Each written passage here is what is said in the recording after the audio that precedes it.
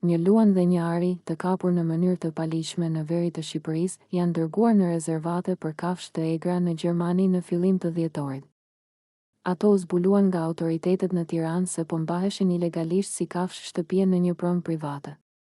Erioni, një luan 3 vjeçar dhe Flora, një arush 2 vjeçare, po fillojnë tani një jetë të re në ambient të përshtatshëm për llojin e tyre.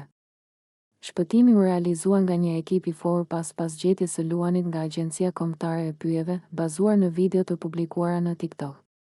As autoritetet dhe as organizata nuk kanë bërë publik emrin e personit që I mbanin si kafshë shtëpie. Origjina e Erionit dhe Florës mbetet e paqartë.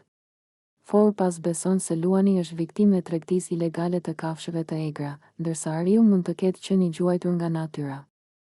Ky shpëtim nxjerr në pa nevojën urgjente të Shqipërisë për të luftuar tregtinë ilegale dhe mbajtjen private të kafshëve të egra, tha organizata në një deklaratë.